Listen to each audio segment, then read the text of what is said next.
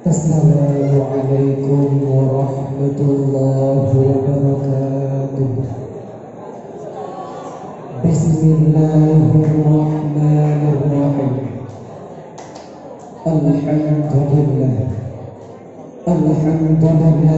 nahmaduhu wa nasta'inuhu wa nastaghfiruh wa na'udzu billahi min shururi anfusina ومن سيئات أعمالنا من يهد الله فلا مضل له ومن يضلل فلا هادي له. اللهم صل وسلم على سيدنا محمد وعلى آله وصحبه أجمعين. فقال الله تبارك وتعالى في القرآن العظيم: بسم الله الرحمن الرحيم.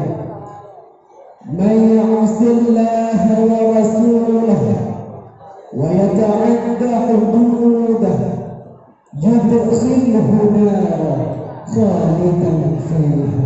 صدق الله.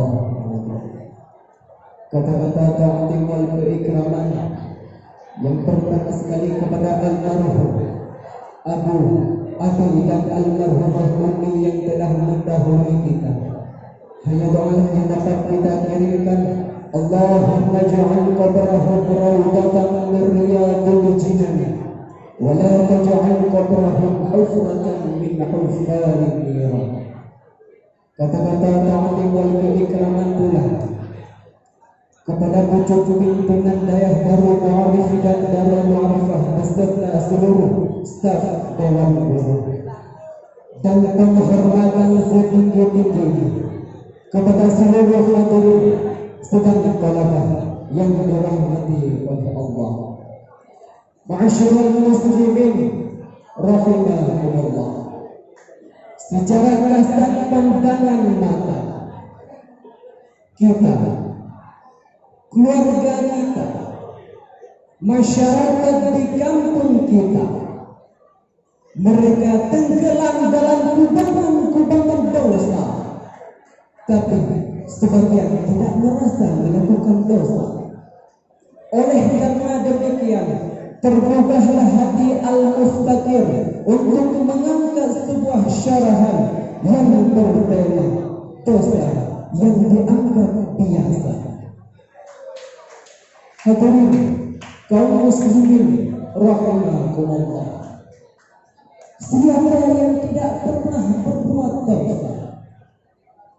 Adakah manusia yang merasa bersih, tidak pernah terjebak dalam perangkap-perangkap syaitan? Saya rasa semua pernah melakukan dosa. Allah Azza wa Jalla perintahkan kepada kita, wa tubu ilallahi jami'an ayyuhal mu'minun.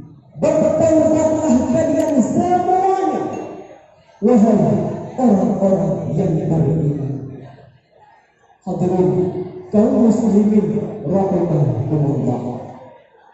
Ada sebuah dosa yang lebih dahsyat daripada berzina, lebih dahsyat daripada mencuri, daripada narkoba, daripada merampok. Tapi banyak di antara kita merasa itu satu hal yang biasa. Dosa apa? Itu dosa meninggalkan salat. Cukup sebagai bukti besarnya dosa orang yang meninggalkan salat. Keislaman orang itu diperselisihkan oleh para ulama. Bahkan sebagian ulama berpendapat dia sudah kafir, berhak dibunuh sebagai bentuk hukuman atas kemurtadannya. Na'udzubillah. Ma'asyiral muslimin wa zafratal mu'minin rahimakumullah. Tugas orang tua. Apakah sudah orang tua mendidik anak-anaknya untuk mendirikan salat? Allah Subhanahu wa taala mengatakan wa'mur ahlaka bis-shalah wastabir 'alaiha. Perintahkan keluarga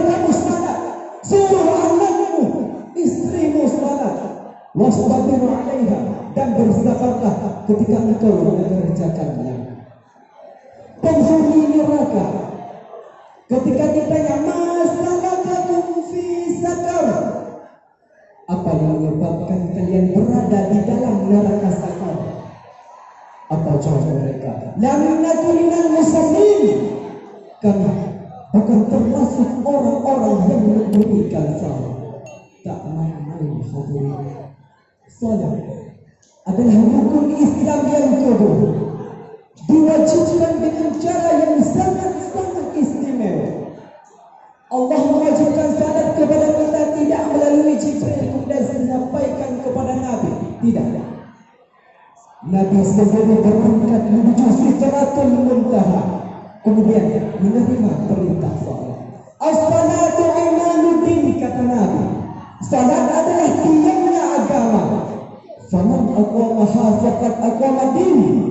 Barang siapa yang mendirikan salat, maka ia telah menegakkan agama.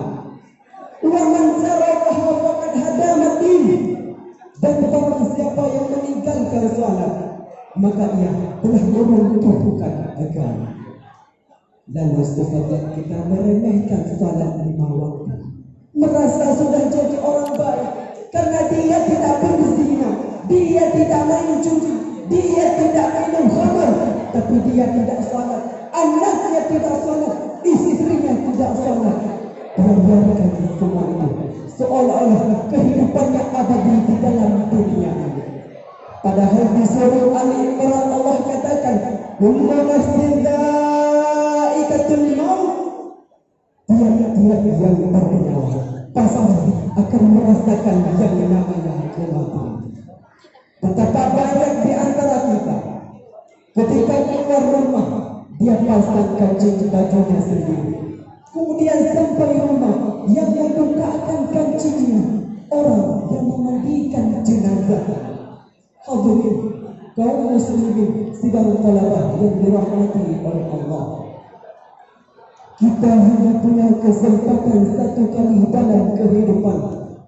Idza jaa ajaluhum, kata Allah, apabila ajal telah tiba, fala yastakhiruna sa'ah, maka tidak dapat ditunda sedetik pun.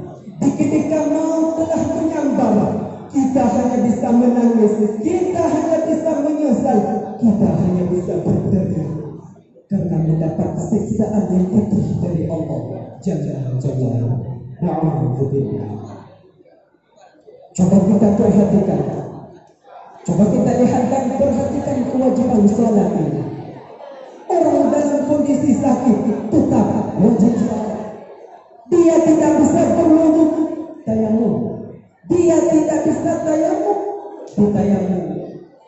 Karena ada orang-orang ketika sakit dia masuk ke rumah sakit, sepekan, 2 pekan, sebulan tidak salat. Keluarganya tidak memperdulikan salatnya dia. Sebagian yang mengatakan, nanti kalau saya sembuh saya akan salat. Siapa yang menjamin engkau keluar dari rumah sakit sembuh? Siapa yang menjamin engkau keluar dari rumah sakit sehat? Betapa banyak orang yang keluar dari rumah sakit bangga. Oleh karena demikian, barang siapa yang pernah meninggalkan salat, segera bertaubat. Begitu pula kepada kita yang sudah salat. Apakah salatnya sudah benar? Apakah salatnya sudah sempurna? Ataukah sebaliknya? Nabi SAW mengatakan, innar rajula la yusalli salatan 60 sana. Ada lelaki dia salat selama 60 tahun, walam tuqbal lahu salat, satu pun salatnya tidak diterima. Yadhillu ruku'ahu wa la yutimmu sujudahu, yadhillu sujudahu wa la yutimmu ruku'ahu. Salatnya asal-asal, ruku'nya sempurna, sujudnya tidak sempurna. Sujudnya sempurna, ruku'nya tidak sempurna. Hadirin kaum muslimin sidang talabah yang dirahmati oleh Allah, dari syarah tersebut dapat kita petik kesimpulan yang bahwa kita hanya punya kesempatan satu kali dalam kehidupan. maka marilah kita tinggalkan dosa-dosa kita, karena Allah membuka pintu taubatnya kepada kita. Yang dulunya sering meninggalkan salat, maka marilah sekarang kita jadikan salat sebagai prioritas. Yang dulu salatnya berantakan, yang dulu salatnya tergesa-gesa, maka marilah sekarang kita sempurnakan salat agar diterima di sisi Allah Azza wa Jalla. Perlu digarisbawahi kaum muslimin yang berbahagia, meninggalkan salat adalah dosa yang lebih besar dari zina, daripada main judi, narkoba dan lain sebagainya. Maka jangan sekali-kali kita tinggalkan salat, apalagi di hari Jumat yang Allah katakan secara khusus, ya ayyuhalladzina amanu, wahai orang-orang yang beriman, idza nudiya lis-salati min yaumil jum'ah, apabila diserukan kepada salat pada hari Jumat, fas'au ila dzikrillah, bersegeralah engkau kepada salat. Oleh karena demikian, marilah kita bertaubat kepada Allah dan kejadikan hari-hari kita penuh dengan amalan yang diridhai oleh Allah. Amin amin ya rabbal alamin. Semoga kita semua diampuni dosanya oleh Allah dan diterima segala amal kebajikan. Mungkin hanya sekian yang dapat saya sampaikan. Wabillahi taufiq wal hidayah. Wassalamualaikum warahmatullahi wabarakatuh.